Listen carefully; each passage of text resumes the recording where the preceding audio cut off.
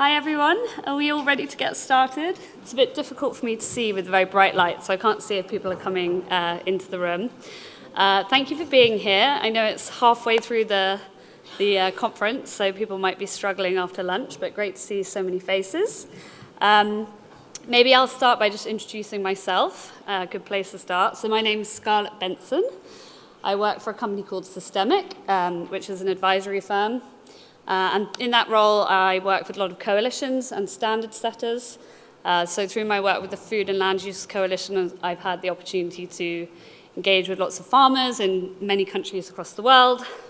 And then with the work with standard setters, I get the pleasure of also working with companies as they're committing to climate and nature targets and facing lots of challenges in achieving those targets. But we actually have many wonderful experts here that have a lot more on-the-ground experience than I do, so I'm really looking forward to hearing from them and learning from them today. I'm going to introduce them properly later, or rather I'll let them do it, but maybe just to say that there's 3 organizations represented here. So we have Livelihoods Venture, both Eric and Mark. We have Social Carbon, Mike, and we have Treevaluation with Nikol. So I'll let them explain a bit more about their organizations later, but we have a great panel for you. So we have an hour and a half, and just to reiterate, if you don't know why you're here, the session is on scaling up regenerative agriculture, or regenerative agricultural value chains, all the way from financing to adoption of new practices. We have a very practical goal. Yes, we want to have lots of debate, hopefully some disagreement, but we also want to come out with some quite concrete recommendations for policymakers, agri-food businesses, and financial institutions. And so we are going to be relying a bit on you guys. We want this session to be quite interactive. We've got a couple of Slidos. Hopefully the technology will work. I've not been lucky with it in the past, but let's see. We'll also go to Q&A, and we're not just asking for questions. If anyone wants to give a long, rambling opinion on something, you're also welcome to do that. Maybe you don't make it long and rambling, but we want your opinions as well as just questions. And then at the end, I'll be handing over to Ian in the front row, who will come up and summarize everything he's heard, and I'm very glad I don't have to do that. So if you excuse me for just a moment, I'm going to be asking all the questions today, but I thought I would just take a small moment to kind of set the scene and focus a little bit on I know I'm being very unsolution-oriented, but actually to set the ground with some of the challenges that I see from my work. And then I'm hoping when I pass to the panelists, we'll get a bit more solution-oriented. So I see 3 real big risks or challenges in unlocking the potential of regenerative agriculture. The first is a big one, obviously financial risk for the farmers. They have big transition costs. That requires upfront investment, and we know that many of these farmers are already struggling to make ends meet. And access to affordable finance is limited. Subsidies kind of still, despite reform, do generally favor conventional agriculture. So farmers are holding a lot of the risk in the system at the moment. And then secondly, those farmers lack real clear market incentives. So they need much stronger commitments from their buyers and better price signals that say, if we shift to these practices, then we will be rewarded, sorry. So both a lot of risks they're holding, but also a lack of incentives. There's also limited technical support and unclear guidance. I've actually not worked that much with farmers in Europe, but I know this is certainly true in other regions of the world, so hopefully we can hear more from the panelists about this. But there's often a lack of technical support. Lots of agronomic advice comes tied to the sale of fertilizers, and so it's not always linked to or focused on regenerative agriculture. And then also in many places of the world, peer learning remains weak. There's a huge abundance of knowledge that we have, and we need to tap into it for farmers to be able to kind of share best practice. And then thirdly, agri-food businesses are really struggling to integrate sustainability, and this is really where my work has focused. My job is to define these big standards that companies will set to achieve climate and nature goals, and then when the rubber hits the road, a lot of these companies are really struggling. Maybe they don't always have traceability to the farm level, which in my opinion is a problem in and of itself. but they're actually struggling to align with their procurement teams. They have very short-term cost pressures from their shareholders, and as we know, many of these investments have a sort of longer payback period. So that's really challenging for farmers because the money often just isn't there from the businesses.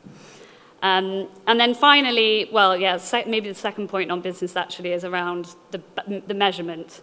And I think this links to my point about traceability. Often companies are requesting quite complex data from farmers because they have all of these reporting requirements and they're not able to access the data that they need for their investors. And then finally, obviously, the policy. We don't quite have a supportive policy environment. There's a disconnect between policy and private finance, and we know that farmers need long-term stability. So I've been an incredible negative Nancy there, listing a whole lot of problems, but hopefully now the job is to talk about how can we overcome these and what are the practical solutions. So without further ado, well, actually the first thing we're going to do is turn to you and do a quick Slido, if this works. Hold on. Because we want to know who is in the room. I think is it this one? Yes. So if you guys take a moment.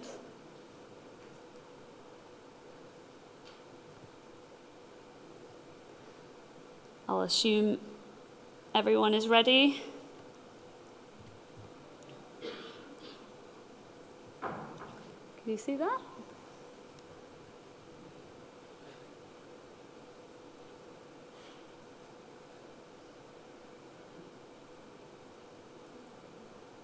So we're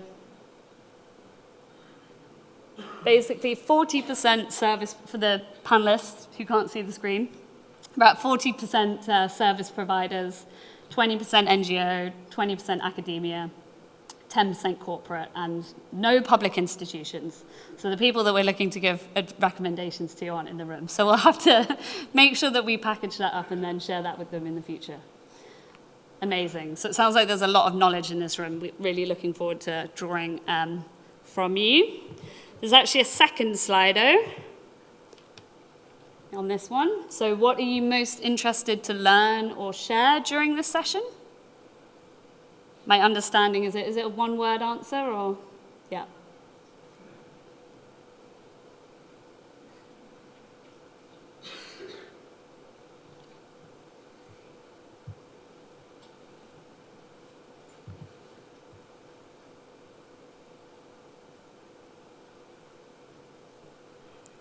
"13 participants typing."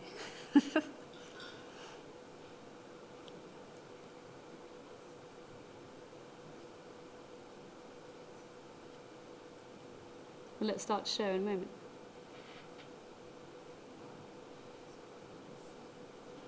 What do I do?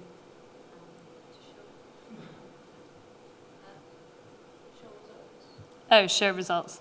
Clever. Oh, there we go.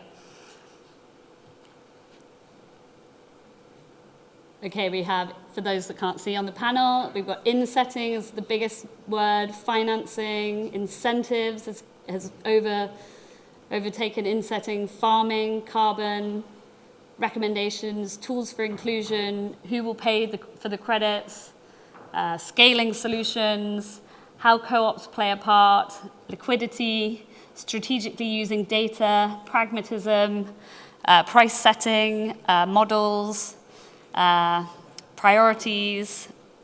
I like the one farming. That's a good, innovative one. Great.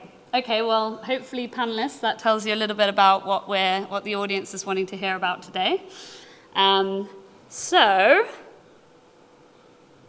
let me hand over to the panel to introduce themselves. And I think Nikol is also going to give us a bit of a definition on insetting in her introduction to herself as well. So, Nikol, do you want to go first? Ladies first? Yeah, now that works. Thank you. Can you all hear me well? Can I sit relaxed? Great. My name is Nikol Ostianova. I'm the technical chair at the International Platform for Insetting. I'll bring some clarity to the definition, but the definition is not clear, so no high expectations on that one. I also independently advise both corporates, NGOs, and MRV platforms about packaging the carbon farming market into the use case of insetting, which seems to be a powerful mechanism how to channel finance into adopting regenerative agriculture at scale.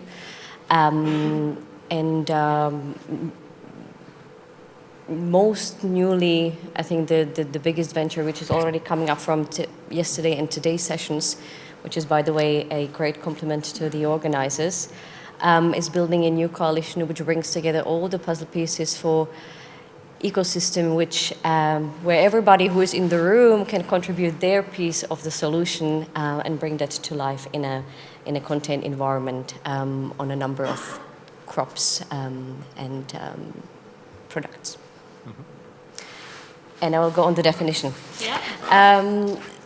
So as I mentioned, the definition of insetting is unclear, but I think that we all agree that insetting is a way how companies can compensate in-house within their value chains for their existing emissions. So a carbon footprinting is a precondition to that.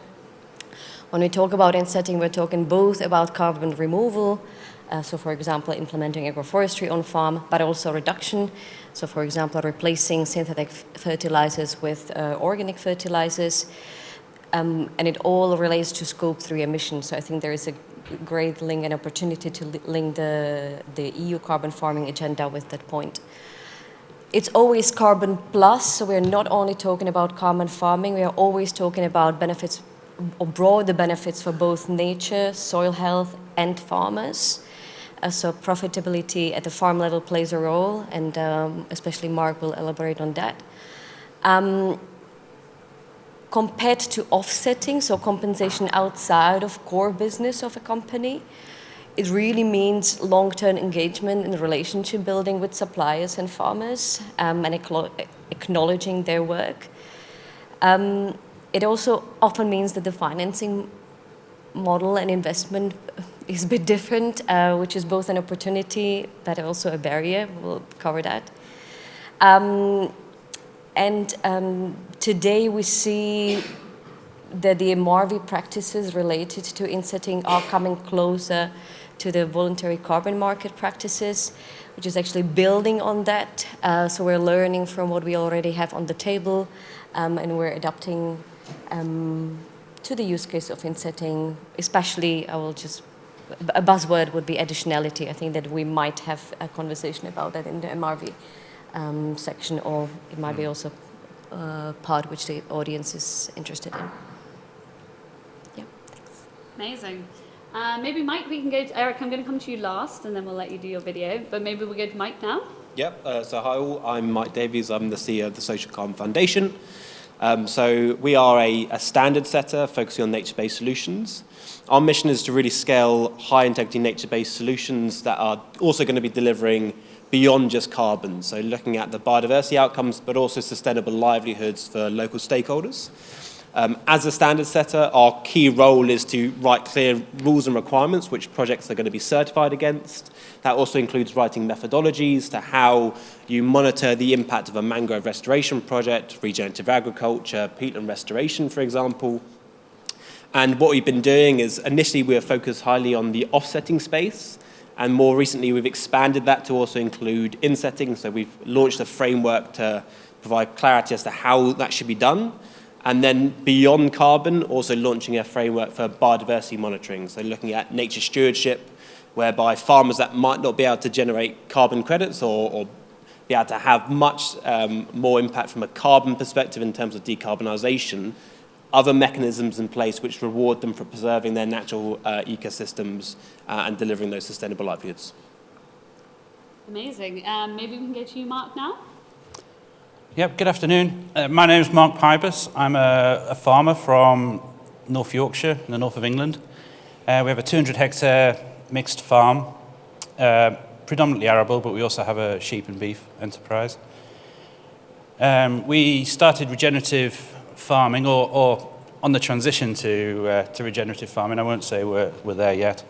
About 4 years ago. It's been quite a bumpy road. We've made some mistakes, but learnt a lot of lessons along the way as well. I have a son who's coming in to join the farm, so there was an opportunity for me to take a part-time job with Livelihoods, which is what I've done to make room in the farm for my son to come in. I think somebody this week said I'd done something right because my son wanted to join me on the farm, but I'm not so sure. We'll see how that turns out. So for Livelihoods, I'm the UK project manager. We have a sustainable rapeseed project running. It's in its second year. We have 6,300 hectares of rapeseed contracted. And it works by incentivizing farmers to transition into more sustainable practices. And I think it's really for those farmers who are very hesitant to get into any form of regenerative farming or more sustainable practices. It's very much a toe in the door to start on that process, and hopefully, as we develop the project over the coming years, we'll guide them through that process and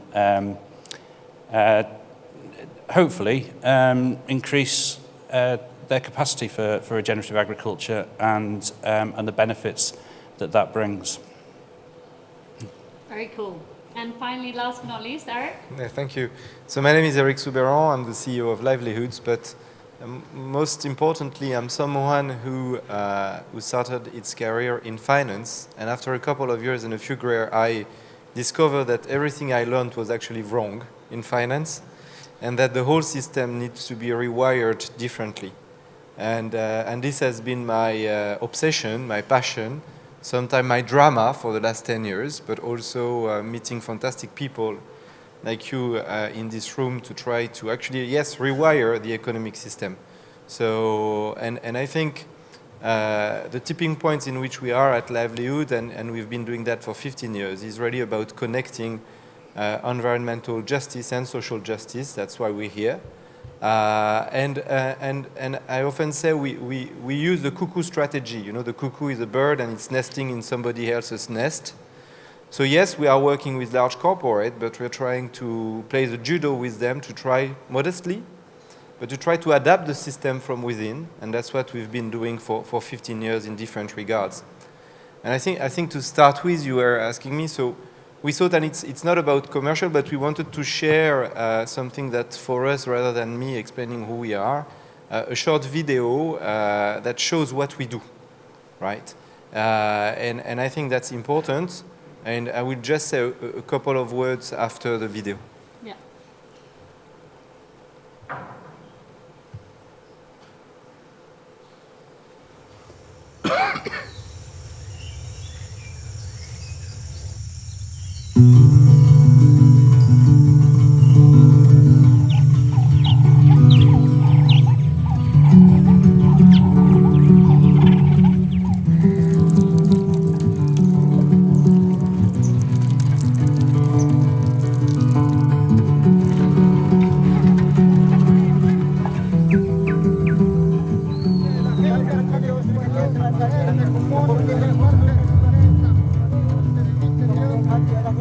Canal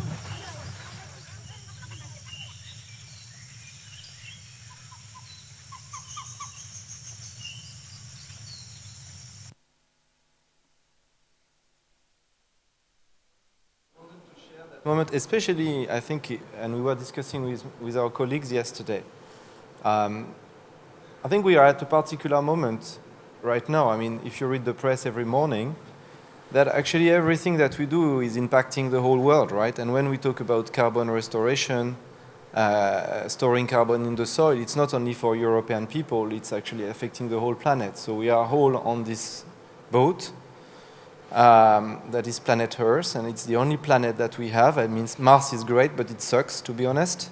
I prefer to stay on the planet Earth.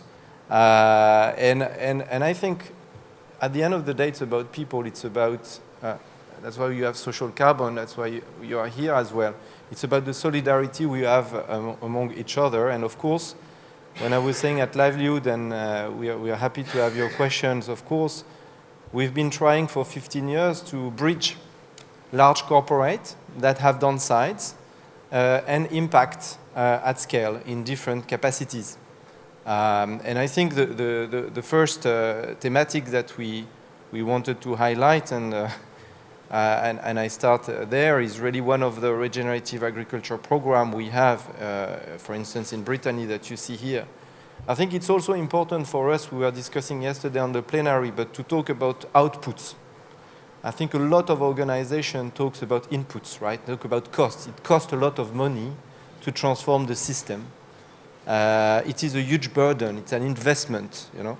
So, but at the end, it's also delivering things, right? And I think this is really something where we are trying, and we're not the only one, but we are been trying to show that, yes, we can commit and deliver output. So this example, for instance, in France, in Europe here, is a program we launched 5 years ago with 11,000 hectares, where we mobilized a community of 100 farmers towards regenerative practices.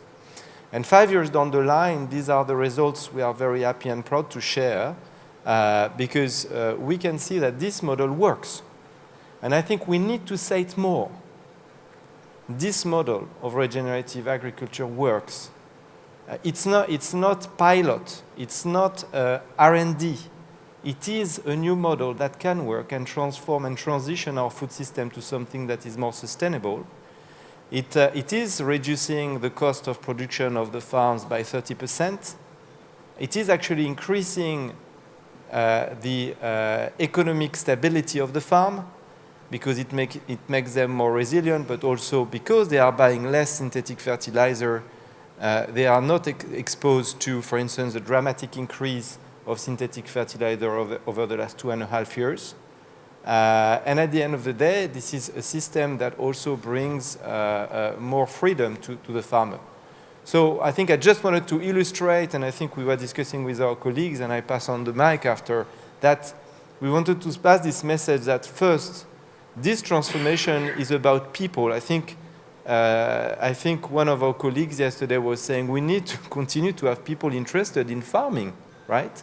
Because we need to have people in the countryside. We need to have people that are happy to be there. We need to have the son of Mark happy farming the farm of Mark in the next generation. It's so important for all of us.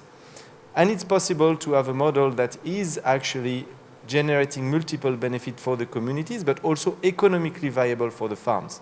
So that's what I think we wanted to start with, a message of hope. And I think the question of today is really about how we make it at scale, how do we develop that, what are the blockers, and how we do. But I hand over to you. Yes. You're a lot more.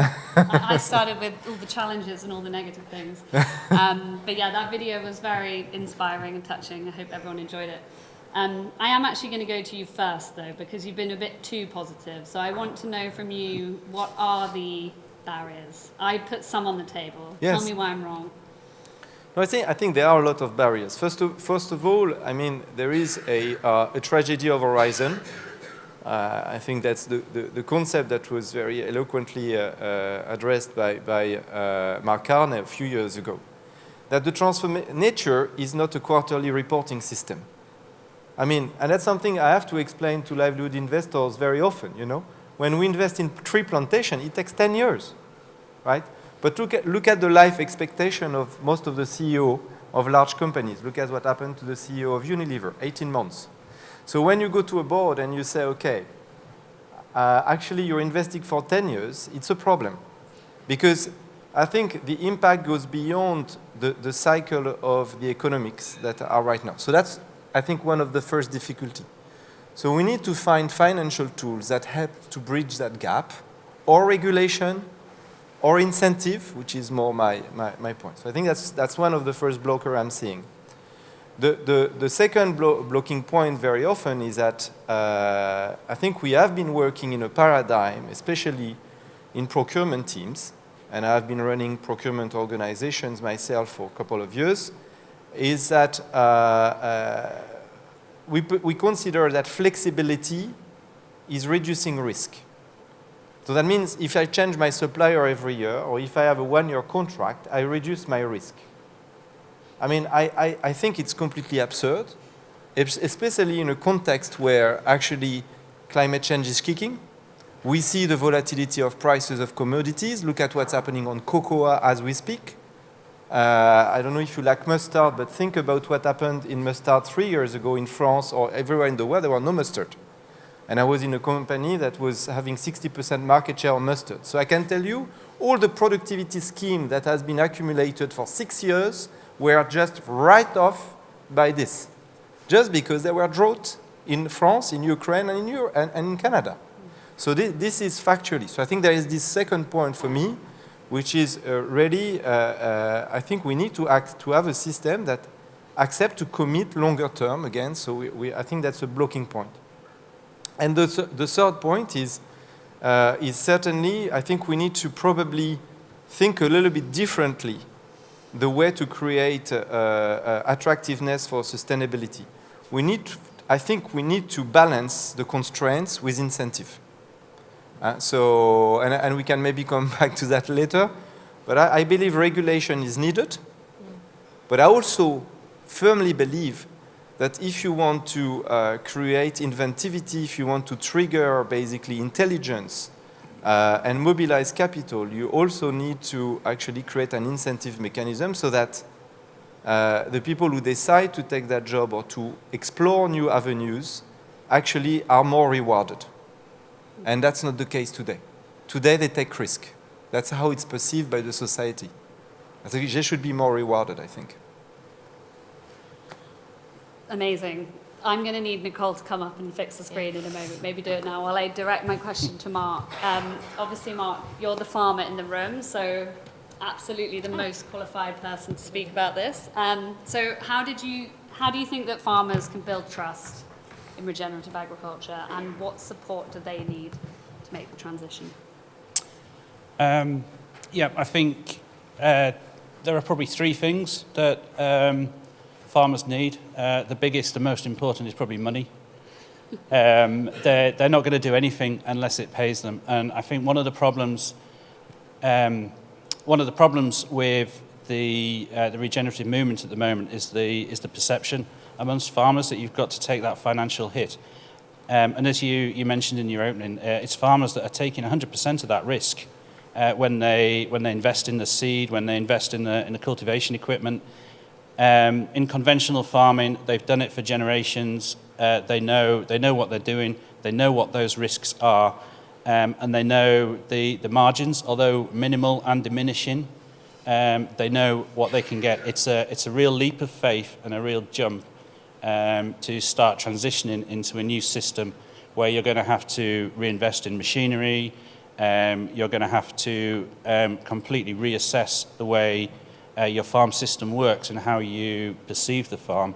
So, to start with, it's financial. It's how can you de-risk that jump. And I think the Livelihoods project that I'm involved with, when I said it's a toe in the door to regenerative agriculture, it does that. So it's funding incentives to start on that journey towards regenerative agriculture, towards the transition, which I think is really important.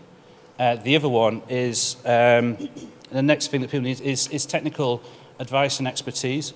Typically, again, as you mentioned, farmers are buying their grain from, selling the grain to, are typically providing chemical fertilizer, their agronomy advice is very often linked to that. So there isn't really the opportunity for them to learn and understand regenerative agriculture.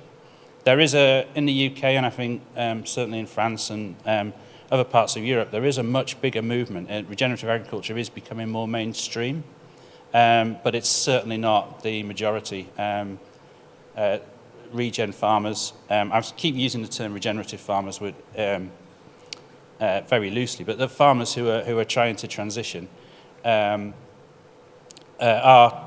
still in a minority, and a lot of the technical expertise that they've got is through peer-to-peer learning. It's one of the strengths of the regenerative movement is that it's farmers learning from other farmers and learning from their mistakes.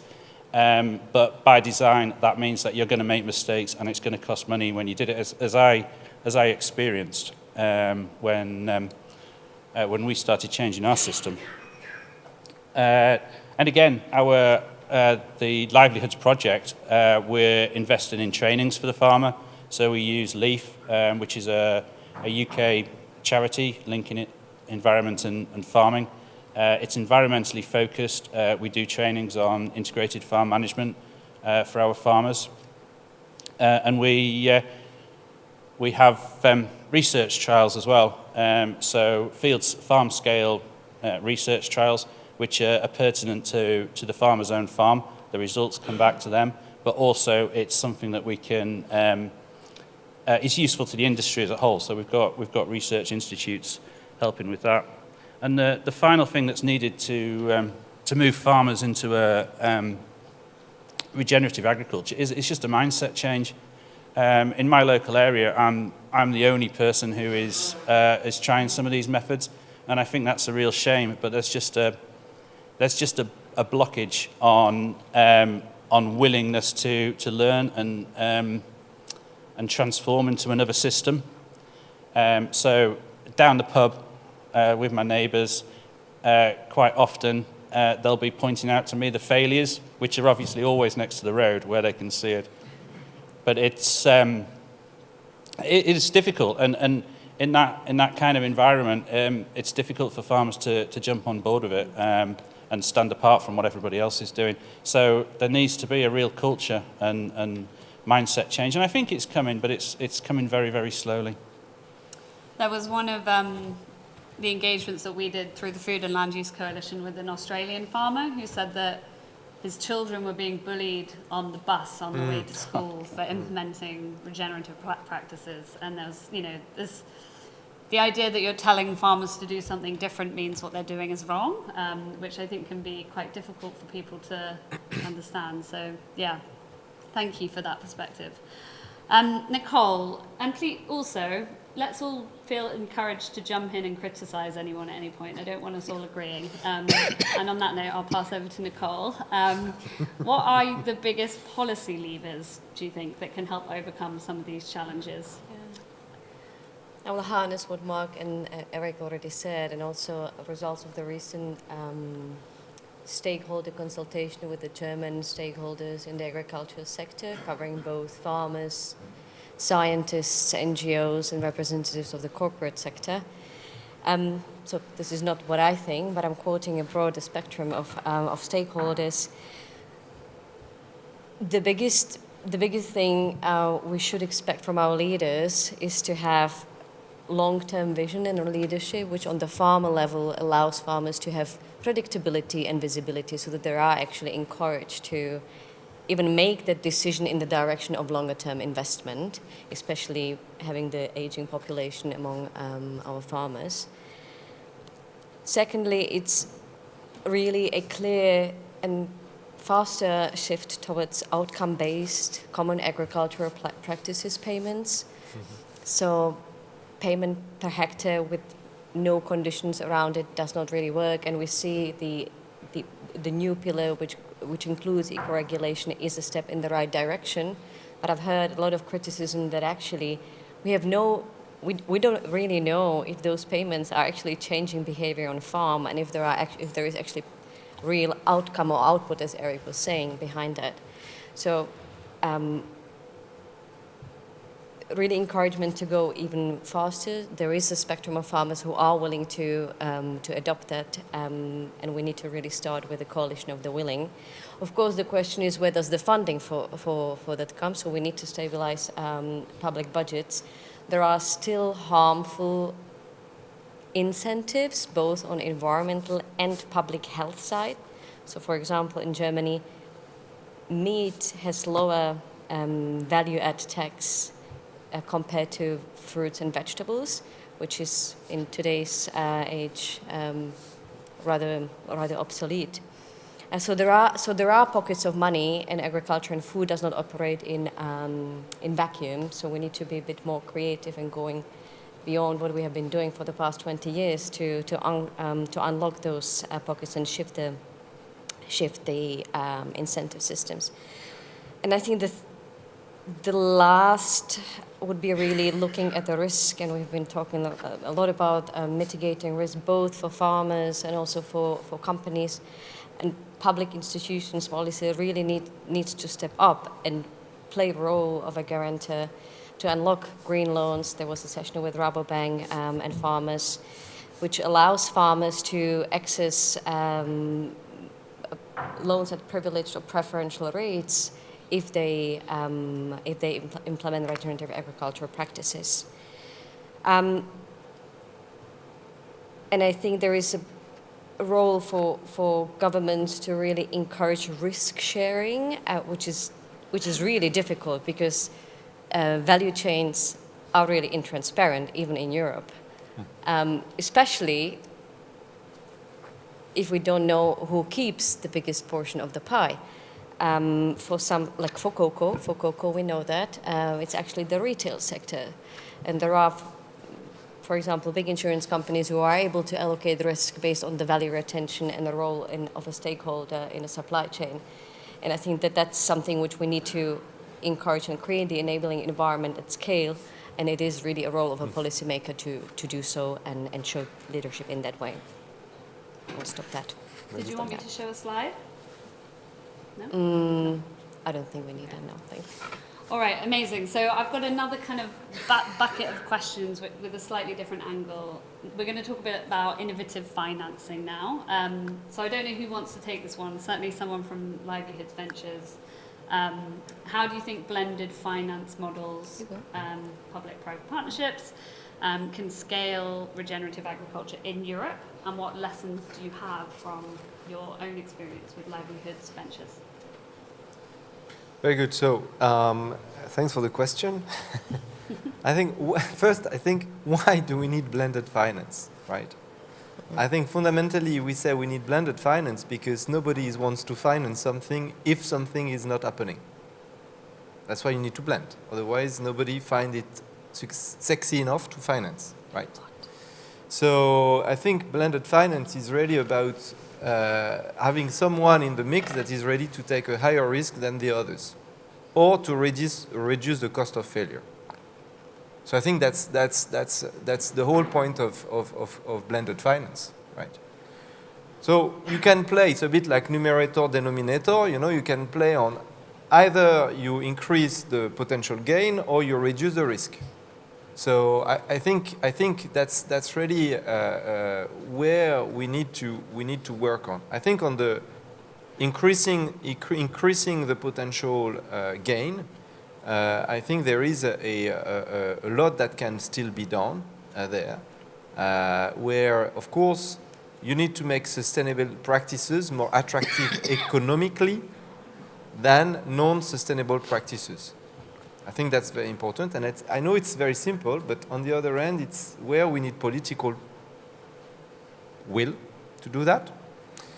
Because everybody knows what are sustainable practices and non-sustainable practices. I think it's clear, it's scientifically proven. Okay, the exact impact is not always easy to calculate, but as I said yesterday, I think it's better to be roughly right than perfectly wrong. And directionally, we know what is actually roughly right. And I think if you take soil sequestration, for instance, I mean, this debate has been here in the community for years. I mean, the first time I was attending a workshop on soil sequestration and I was in 2017 at the COP Fiji Bonn.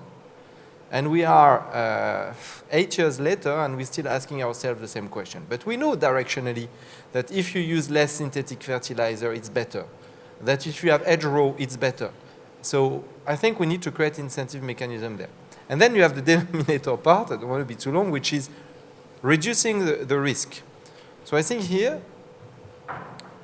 my strong conviction and my invitation to some of the policymakers that apparently are not in the room, if we look at the Slido, is that I think it would be potentially a better use of taxpayer money to actually take a guarantee of first loss at European level or at state level to allow the finance sector to play its role. Because I think there is a contradiction for me to ask banks to finance something that they perceive as risky. It's against their business model, you know. So you cannot ask people to go against the business model, right? Or you need to change the rule of the game so that the business model changes, right? So I think that's two levels for me. And when you're able to reach this sweet spot, I think actually you can find very good partnership. The example of the Brittany program, for instance, is a blended finance program because the Brittany region, because it's a regional landscape approach, decided to co-finance with us and with our investors the program for an output-based income. So it works. So, but because we have created this element where the reward for the farmer was good enough to the point of Mark, the risk perception, it was low enough because it's supported by the region, and that's actually balanced the two. So that's I hope that answers your question, but that's my vision. I don't know what my colleague thinks, but that's how I would answer. Is that your best example of a blended finance model, the Brittany example for farming? I would not say. I think we have to be very humble. I would not say that's the best model. No, I don't know. I know what we've tried. We failed many times, but I know this one works, and it's because it's fundamentally, I think, engraved into a local reality. And why does it normally fail? What's the reason? Is it the ability to attract the government and the different streams of finance, or is it just that it doesn't work on the ground? I think usually it's difficult to find, and when I was in the corporate sector before, actually we had a lot of difficulty very often to align interests, and therefore you were not able to scale the tool. So this is where it lands, and I think, I don't know if this is the only solution, but where I have seen the solution works is where actually there is a very, very strong local rooting of the problem and the solution. So that means you have a strong buy-in from local communities. Because at the end of the day, that's the local communities that benefit from the tool and that are implementing and therefore reducing the risk. So that's how I would say. Amazing, thank you. All right, Nikol, maybe you could talk to us a bit about different types of different types of payment for ecosystem service models. Obviously, Costa Rica is the example that's talked about all the time, but what other models could you talk to us about? And how can they be integrated into business strategies? I'll build on what Eric has already said. It's all true, with all the opportunities and barriers. I think what makes a huge advantage for farmers, if we are able to bridge all the barriers, is really looking at markets. So creating new markets, and when we're talking about regenerative agriculture, we are discovering or rediscovering new local species, high and dense nutrition, etc., which do have a potential to keep the value in a region or even within a village.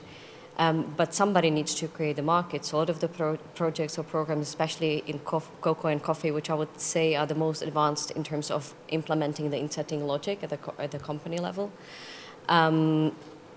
they always need to have the long-term component of creating a new market for the other crops which are coming from those programs. And that does really make a difference for farmers. I think there's a bit of a difference to the Brittany projects, where it's really established grains and market for that.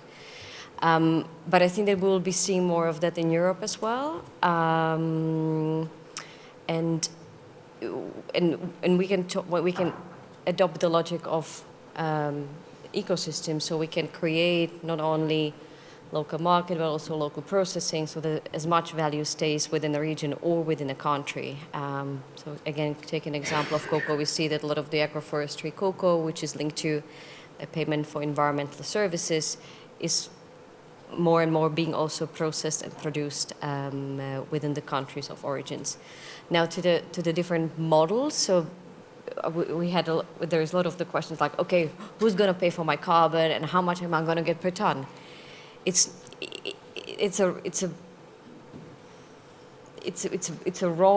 not the sustainable long term of looking at the question, because when we're talking about how to make it sustainable, it creates more obstacles. And I think that's one of the reasons why we're still in these conversations about MRV and how do we measure things, because everybody wants to be perfect, everybody wants to get the payment for the perfect ton of carbon. But we need to look at not only carbon, but a lot of the payment for environmental services programs are built on technical assistance or things related to market, so advanced market commitments. So for example, that a farmer has a guarantee of how much of the premium produced, both in terms of label sustainable, but also premium quality in the physical crop itself, is going to be taken by the aggregator or by a sourcing company. So I think that, yeah, it's really payment for carbon as such, but then more and more technical assistance and the advanced market mechanisms, which seem to be viable for companies both bigger and smaller, because it does not actually require an upfront investment, and that's really difficult for companies who think in the Unilever 18-month cycles or maximum 3 years, because that's how projects and sustainability projects, where these budgets are usually still located, work. So thinking in 5 years, that's already a stretch. I think the longest one was for agroforestry program for 10 years, but it was really a massive investment, yeah. I think if I may, it's really interesting to hear your feedback on the multi-benefit part, because I think that's what social carbon is trying to address, and I think you have a very good point, adding, okay, there is a carbon, but there is more around. Can you talk into the microphone? You know, I was just thinking that's interesting, probably, I think the point that you're raising about the multi-benefit part of it is important in the MRV part, because I think it's a way also to reduce the risk, by the way. We're not only doing that, I mean, most of our investors are not doing that only for carbon, right? So, and how you are approaching that? Yeah, I mean, I can touch on why we're going on that holistic standpoint. So what we've seen in the carbon market, and it applies for insetting, it applies to just ecosystem restoration in general, and in today's conversation around carbon farming, is that if the primary metric is carbon, and rightfully so, if you're doing scope 3, you're focusing on your carbon emissions and how do you reduce those over time. But if we just focus on that one lens, we miss the broader picture. And as Eric and we saw earlier, this is really around how do we get sustainable livelihoods on the ground, because that's what's going to ensure the long-term permanence of those results. If we just look at carbon, and a good example could be agroforestry, I could plant a monoculture of a really fast-growing species, which is going to be great from a carbon standpoint for the next 20 years. But if we look over longer horizons, first of all, it's going to reach its peak carbon potential. So actually, over a 100-year period, it's not going to be delivering the long-term results you want. But from a broader perspective, in terms of the ecosystem health, in terms of biodiversity, it's actually potentially going to have a negative impact. So we need to be looking at these systems from a far more holistic standpoint, because that's what's going to deliver the sustainable results we need, rather than just focusing purely on the carbon. And one of our key roles as a standard is how do you monitor those broader impacts? How do you monitor the biodiversity impacts of regenerative agriculture? What are the provisions and protocols to monitor soil health and soil biodiversity? How do you track the social impacts in terms of job creation, social satisfaction as a result of this, so you have a broader picture of what's actually going on and where things working, where things not working, so you can evolve those programs over time so that everyone is basically embedded and really aligned with the core missions and have that vested interest in it being successful long term. Interesting. I promise I wasn't planning on ignoring you. But our next set of questions are really around MRV, so I was going to target all of them at you anyway, with hopefully the others jumping in. So you've obviously talked a bit about what that can look like, but what would you say like are the essential elements of a high integrity and scalable MRV system? Because obviously you can have a very high integrity system if you're just looking at a given farm. You can do in situ data collection. But for a company that has, hundreds of different suppliers, what would you recommend, and what does that sort of system look like? Yeah, so I think before we even start thinking about the MRV, which stands for monitoring, reporting, and verification, one of the key challenges we have, particularly in the in-setting space, is that there's a lot of guidance around how it could be done, but there's not any consensus on what actually programs need to be doing. And so that's also held back action, because we know that there has to be some MRV. We know that projects need to define supply sheds, but it's not explicitly clear as to the actual steps they need to take and what is actually the accepted status quo. So one of the things that we've been doing is we've launched our in-setting framework to really bridge that gap and to provide that clarity.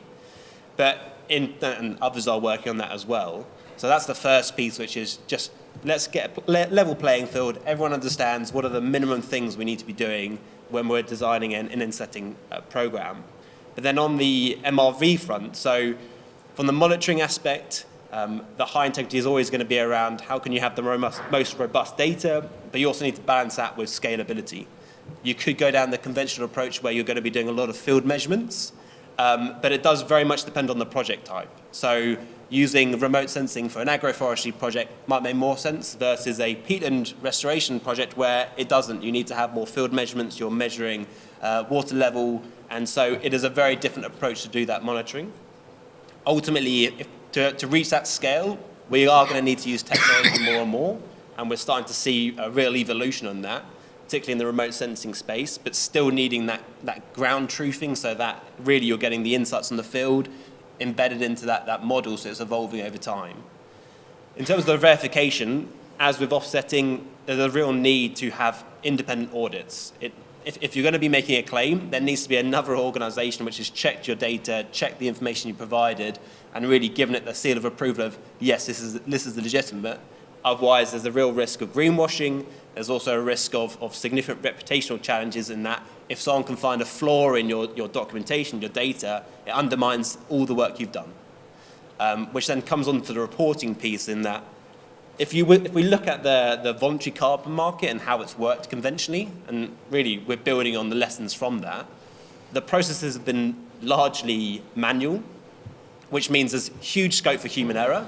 It's also a very lengthy process, an inefficient process of going through the certification process, which means that it can take 9 to 15, we've even seen cases of 24 months for projects to be able to certify the results.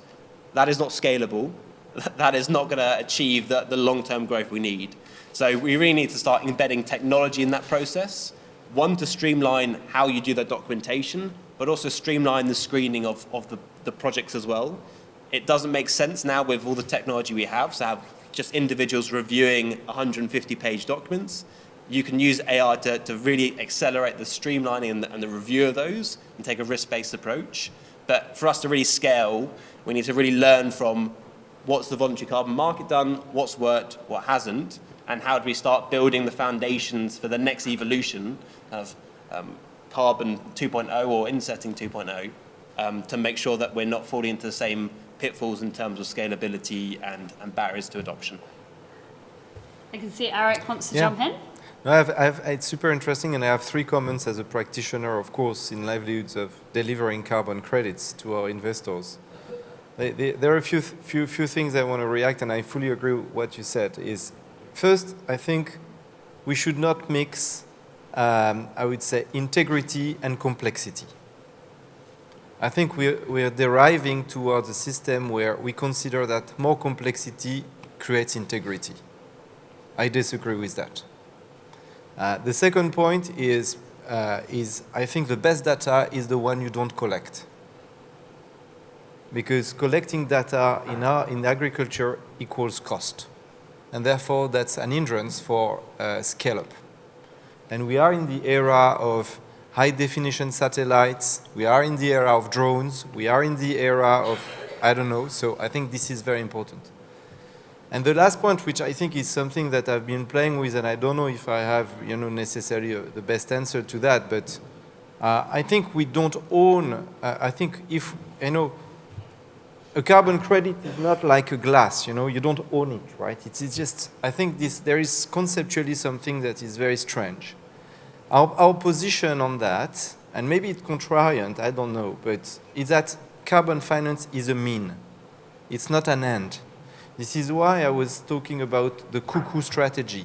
Carbon finance is how you are mobilizing private sector financing to do good. It's not about owning a carbon unit. That doesn't exist. Okay? And I think this is really a very strong position that we have. And that's why we call livelihoods. And so it's really that dimension. And I think that's important because yes, you need integrity, absolutely. But on the other hand, we should never lose sight that what is important is to mobilize private finance to do good in areas that the world needs it. And it's so important. I mean, think about the carbon market today. It's a very tiny voluntary carbon market. It's a very tiny market. I think it tangented last year 2 billion euro, and I think it went down. 2 billion. It's very small.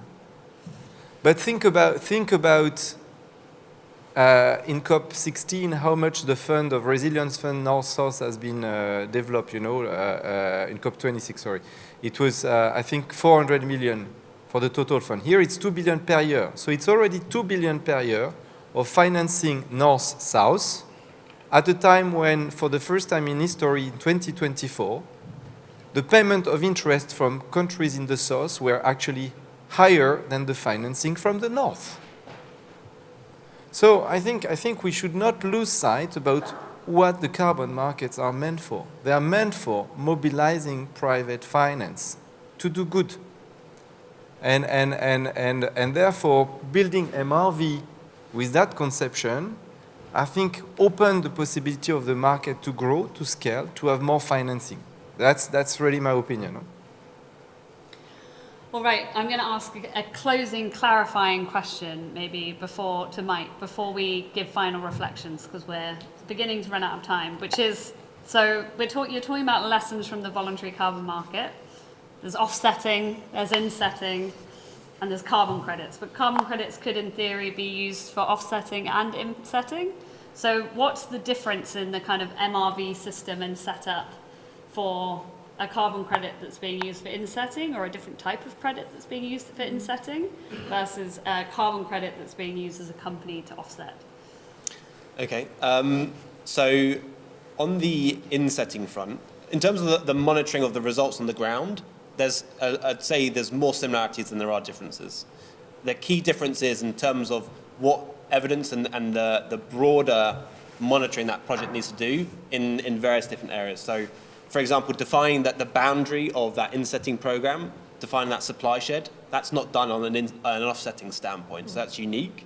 And also in terms of monitoring additionality, that's one of the integral aspects for carbon, in terms of doing investment analysis, common practice analysis, regulatory surplus and so forth, whereas insetting is far more around causality, so really proving that the intervention you're implementing has been either incentivized by activities such as paying premiums for regenerative products, or you've done direct investment on the ground to pay for that intervention. So it's a different lens. Ultimately, it's focusing on that value chain. So one of the key focuses on the monitoring piece is ensuring that the results delivered can be linked back to that value chain and don't go beyond value chain, which was on the slide earlier. But in terms of the monitoring verification, there's a lot of similarities between the two. And how often is it kind of serialized in a credit that's sort of transferred between organizations on some sort of registry, or is it often just a contractual agreement? Yeah, so with an offset, it's claimed once. So once you retire it, that is it. No organization can make claims against that. For insetting, and this is the interesting aspect of this, is this market is evolving. There will be different approaches being applied, and we'll see which work. But in terms of how we're approaching it, it would be you're issuing an asset, but it's really you're focusing on the claims against that asset. So you would issue, for example, 100 inset units, but you're not having the retirement of those units. You're having organizations within that value chain making claims against them and providing evidence that they themselves can link their value chains to those units and the impact across kind of, it could be cocoa or other areas. So it's more of a claiming system rather than one organization retiring and offsetting that for their own emissions, and they're the sole claimant of that. Can I just add a small point to that? I think it's really important to just understand what's the implication for the investor, now being it either a food and beverage company or being a bank which works with the agricultural value chain actors. This is a voluntary market, so we set the rules ourselves, and the buyers or those who get engaged obviously accept those rules, because otherwise they will not get engaged. So insetting has a possibility of as a sweet spot, because as Mike has explained, there are multiple companies who sit on value chains or work with one farmer. So Mark will have number of parties who source his product from. So for example, it means that the same ton of carbon, which on a voluntary carbon credit market would not be possible to co-claim, we're very happy to do that on the insetting market, which is not a market, but in the insetting framework, which actually allows for pooling investment and unlocking the power of collaboration, which is happening too little in the agri-food sector still. But the conditions are there to unlock that investment potential. So Scope 3 emissions of a company, that's their supply chain essentially. It also includes downstream, but sometimes you hear people criticize Scope 3 by saying, oh, it's double counted by everybody in that value chain. But I think you've just described actually why it was actually designed in that way, to drive incentives, to create collaboration with companies across the value chain that have differing levels of influence over the same emissions. I mean, the land and carbon doesn't claim how many people are talking about it at the same time. So. Indeed. All right, we're running a bit over, so I'm going to be a bit strict on you in terms of giving your final concluding takeaways before we move to Q&A. So, Mike, why don't we start with you, since I started at this end. Okay, I think on the spot. I think the key takeaway is this is a great opportunity to have pan value chain collaboration, and we have the tools there. It's now around setting the key guardrails, making it clear that everyone is understanding and playing on the same rule sheet, and ultimately then the opportunity is to scale up significantly from that as well. I think it's from the long-term perspective of sustainable and regenerative agriculture, we really need to keep in mind the slogan, which for me actually is making agriculture great again. So a new mega movement in the EU, and really not talking about EU carbon farming or carbon farming as an end, but as a mean to allowing more people finding farming sexy and wanting to stay on agricultural land and countryside. Yeah, so for me, it's really about one, the best data is the one we don't collect. Second is roughly right is better than perfectly wrong, and we need to use carbon markets as a mean, not as an end. For me, it's a plea to you all. I think it's don't just come to these conferences and you see the pioneers of regenerative agriculture. You need to get out onto farm. You need to speak to farmers. Why are they not transitioning? You know, there's often very good reasons. It was an eye-opener for me when I started working for Livelihoods, how little interaction there was in the supply chain between the farmers and the end buyers. And I just think it's so important to get out there and speak to the farmers and find out the issues. And it'll do the farmers no harm at all to speak to the end users of their products. So that's my message. And if you need to get in touch with some farmers, then get in contact with me. They might be moody Yorkshire farmers, but they'll speak to you. Your son is now a new farmer. Maybe he's got more. And he's quite moody as well. Oh, he's moody. What the innocence of youth. Okay, so we're going to go to questions in the room now. We've only got 20 minutes left, so let's take 3 questions at a time. I think someone's got microphones because we are recording. So I can't actually see anything because it's very bright. I can see a lady over there. We'll take your question. I can see a lady in green here. You know what? I'm going to do the second mic. I'm going to do the second mic. Oh, thank you, Daniel. Thank you, Daniel. There was a lady in the greens, 3rd row. Daniel. Yes, please go ahead. Yeah, thank you. Let us know where you're from as well. That'd be great. Yeah, thank you. Thank you for that interesting discussion. To you, on the livelihood side, you talked about risk, and I'm working for a risk company, reinsurance in Munich. What risks are you talking about? I mean, blended finance, that is layering the risk, but what kind of risk are you talking about? Thank you. So I think there are several risks. Huh? So I think I would split them in 2 or 3 kinds, and maybe Mark, you can build. Huh? There are risks that are sociological, because you never know when you start a program what will be the adoption and the loyalty of on the program. So, and sorry? That's your risk. Yeah. But it's a risk for the program and therefore for the people who is going to take the risk if you take a blended finance, right? So that's a risk you need to. You want the risk for livelihoods? Yeah. So I think this is one big part of the risk, because you're investing money into something. And of course, you need to make sure you have adoption. If I take an example, just to be very concrete, a lot of corporates have invested for many, many years in cocoa production restoration. The average adoption rate of new practices in cocoa production is 10%.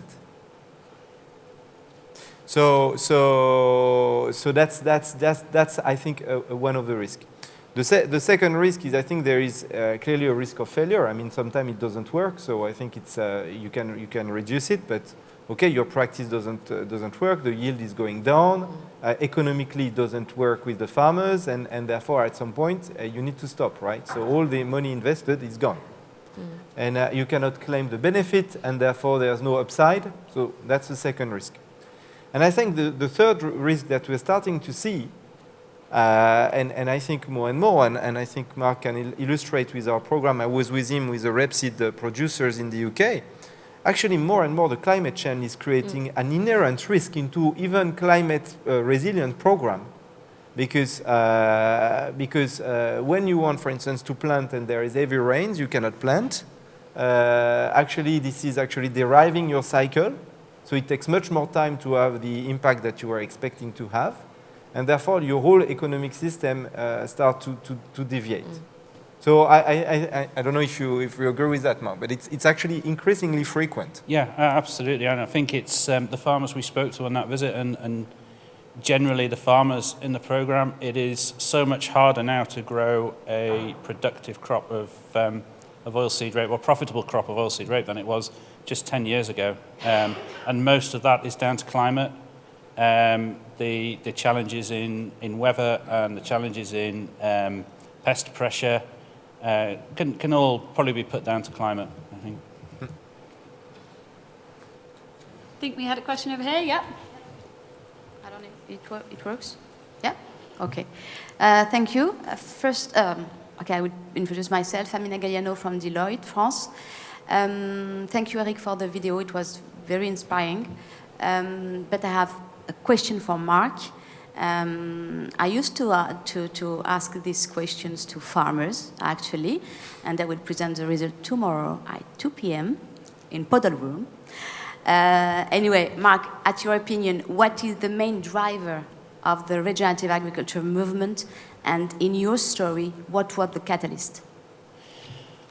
In taking my story, it was financial. I was, or the farm was on a treadmill, and I couldn't see a way of getting off that. Our profits were, our margins were declining year on year, with variability because of commodity prices, but overall our margins were decreasing, so it was financial. I immediately cut my cultivations costs to 30% of what they were. I could reduce my inputs by about 30%, so 70% of what they were. So significant cost savings. On the flip side of that, as I mentioned, we did get quite a lot of stuff wrong in the early days because we were learning. So on balance, it has cost us more money to transition. But I think the initial impetus was financial gain, and then when you start to learn about it and you understand the benefits of soil health and the holistic nature of the farm. Our livestock farming is now, they're not all separate enterprises. We combine the livestock enterprises with the arable enterprises, and it all just seems to work. And I think 4 or 5 years in, it's just clicking, and we can really start to see the benefits in the soil health. So that focus now has become all about soil health rather than maximizing the production at the end of it. I see another question there. Hello. Can you hear me? Yeah, I can. I'm Luís Mira from Consular in Portugal. When I hear just a minor provocation, when I hear the introduction and you talk about the risks and the costs and the uncertainty and the need for data, I thought I'm in the wrong session. Where is the door? Because I'm going to another session. But then I think it was pretty much more optimistic. And I can put it in the end the question, but I think don't we have to be more positive in the view we have? Because we have to talk about, I know there are costs, you just said that there are costs, but the costs tend to be reducing as we gain more knowledge. The risks tend to be reducing as we gain more knowledge, and the incentives will become less uncertain as we build them. So I think it's an improvement on the way. And then I think you have to ask two questions. The first one is the risks of not doing it. So what are the costs and the risks and the uncertainties of not doing it? And the second thing is that I'm a farmer, and in I manage 3 different farms, and in one of the farms I adopted more regenerative practices, and regenerative practices, they're not binary. Someone asked me if I'm a regenerative farmer. I have no idea.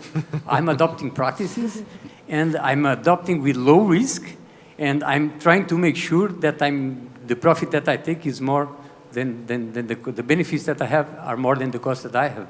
So you can choose a way which is less risky if you increasingly adopt practices towards a better, more sustainable way of doing farming. So the question is, don't you have to be more positive, and how can we build this positive way of thinking? I think we have not done a great job in framing the risk as a positive opportunity. Can you hear me now? Yeah? I think we have not done a great job in delivering the risk as an opportunity rather than a doom scenario. Look at Mark's example. So he had an existential risk that his farm is not going to deliver, and that triggered the opportunity. So, and if you're looking at it from a project or even program or portfolio perspective, you need to start somewhere. So you will start somewhere where you see that people are perceptive, that they are looking in a similar direction or in the direction where you need them to move. And that, in that sense, risk can be an opportunity.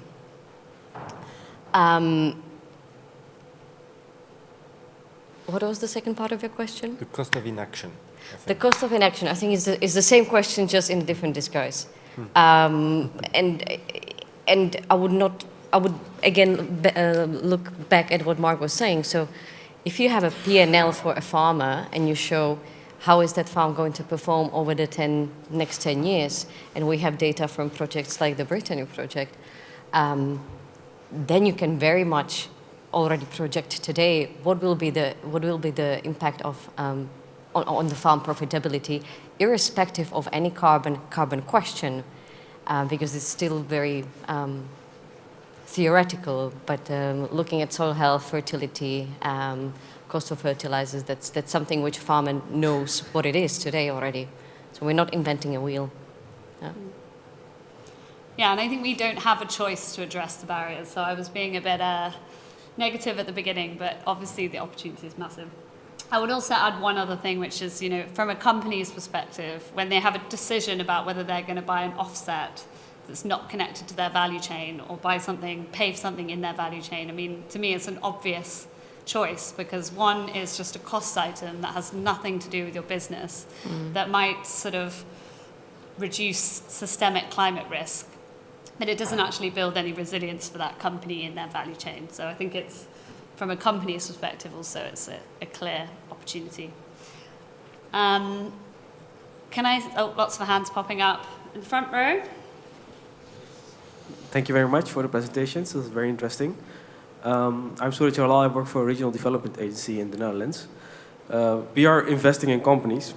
And I hear the term investors a lot in the context of carbon farming. Also, carbon credits are mentioned a lot. And in my opinion, and I don't know, and I want to ask the question back to you, are these the right terms to convince farmers to move towards carbon farming practices? Is it not too... In my opinion, I think farmers understand subsidies, right? And extra money for their produce, but they don't understand investors and carbon credits. No. So what is your opinion about it? Are we using the right terms to stimulate them to move to the next direction? You go. Well, I think they probably don't. I mean, first of all, I think they understand a lot of things, the farmers, much more, because they're entrepreneurs at the beginning. So I'm always actually very humble, and I learn so much by spending time with them.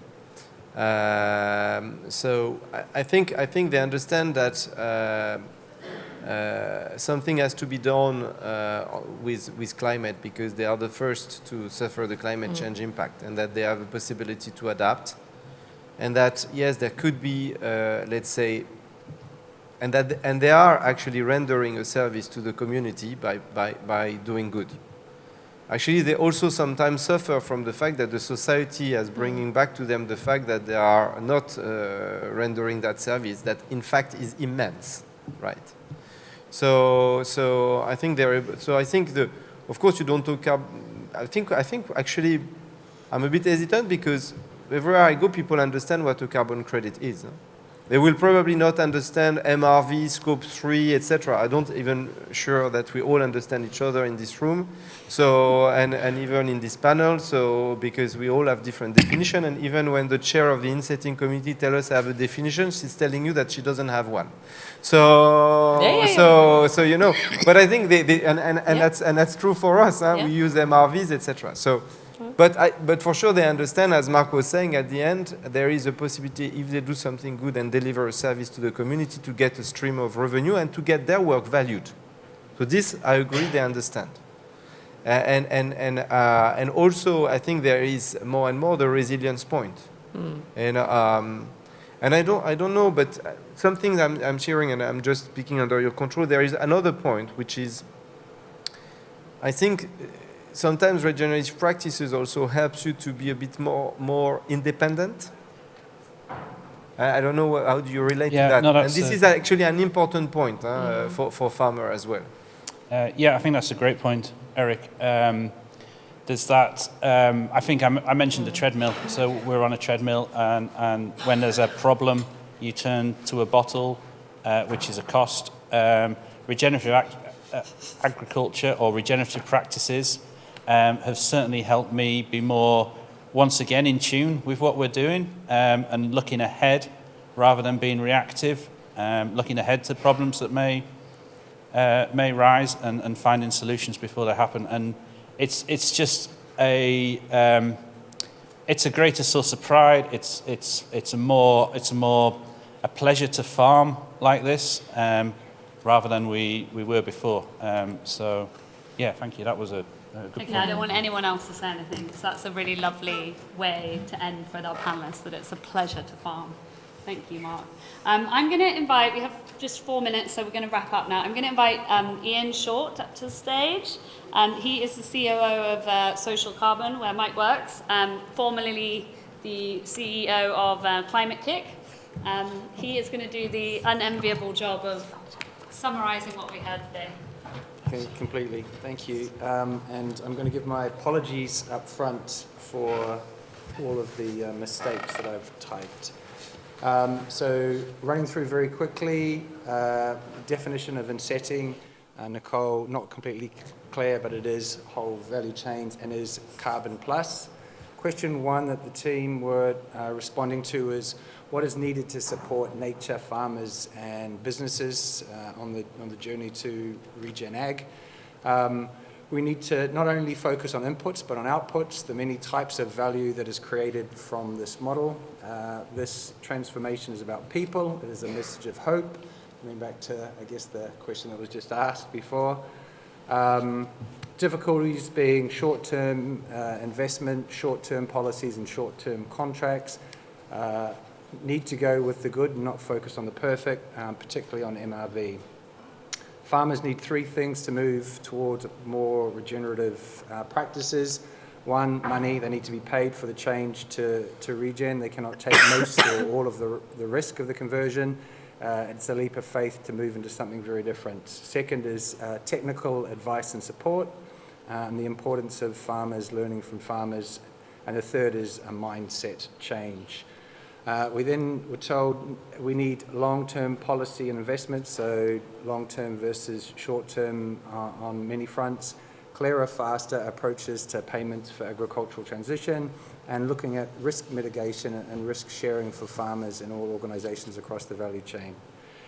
The second, said it was going to be fast, the second question was around innovative financing for sustainable agriculture. And here there was a conversation around the role of blended finance models, public-private partnerships, to help scale regenerative agriculture in Europe. The need for both increasing the value and gain and reducing the risk on the 2 sides. Political support is needed to ensure that sustainable practices are supported and unsustainable practices are penalised. The need for to create outcome-based incentive systems, the need for creating new markets based on the value that is created. This can be global or very focused on small geographies with their own ecosystems and local markets.